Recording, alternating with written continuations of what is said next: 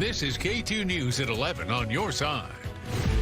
Tonight at 11. It was either die or jump. Two buildings where dozens of Portlanders called home, now only a shell of what it used to be. She told me how bad it was, but until you see how bad it is, you don't really realize, like, it's gone. A fire in the middle of the night claiming the lives of two people and leaving many without a home. Seeing everybody lost everything, it's heartbreaking. The cause is still unknown, but Portland Fire giving this stern warning. Every single one of those fireworks is a spark and an ignition source that the public has the choice not to use. KATU News at 11 starts now. And this is a live look at what's left behind from that horrific apartment fire that killed two people in Northeast Portland early this morning. The tragic event is hitting the community hard. Thanks for joining us tonight. I'm Catherine Kissel. We are learning that this fire is being investigated as arson. And tonight, new disturbing details about what happened after the flames quickly spread through the two buildings. KATU's Allison Mechanic is live on Wilder Street in front of what remains of the building. And Allison, you talked with someone who survived this fire? Yeah, Catherine, that's right. I did. He was asleep inside his first floor unit when this fire began at 3:30 in the morning. But again, this is all that is left at this point tonight. Fire crews are still here. You can see that they've blocked off this roadway to make sure nobody gets close to the site of this building. The man that we talked to was able to get out of his apartment quickly, but he stayed to help his neighbors. Many of them had to jump out of their second-story homes to be rescued. A lot of people were screaming. You hear windows busting, fire lines popping, and you wonder like how this happened.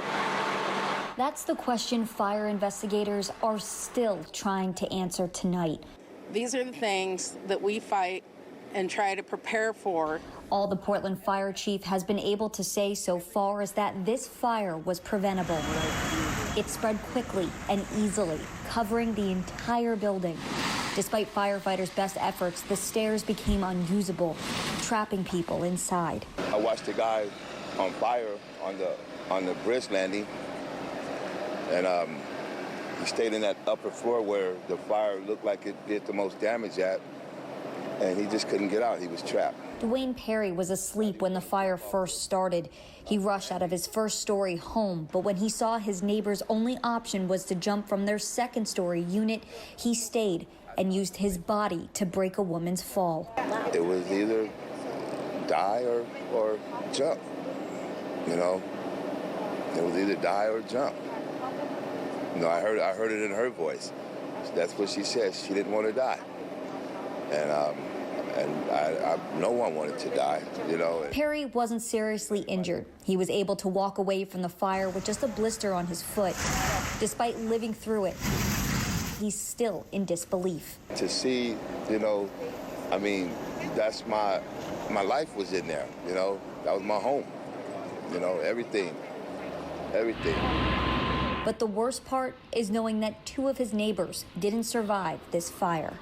I wish that I could have helped more people, you know, especially the ones that didn't make it. Tonight, Perry and his girlfriend are staying in a motel, the same for many people who once called this apartment building home. KATU asked the fire chief today if this fire was caused by fireworks. They say it's too soon to know for sure, but they did say several times in their news conference today that this fire could have been prevented. Live in Northeast Portland, Allison Mechanic, KATU News. Hard to watch that video. Allison, thank you. Portland Mayor Ted Wheeler was at the site earlier today. He says that he is working closely with the Fire Bureau to learn more about the investigation. He says now is the time to come together to prevent more tragedies like this from happening. Stay with KATU News starting tomorrow at 4:30 for all the latest details on this deadly fire. And when we're not on the air, you can always go to KATU.com.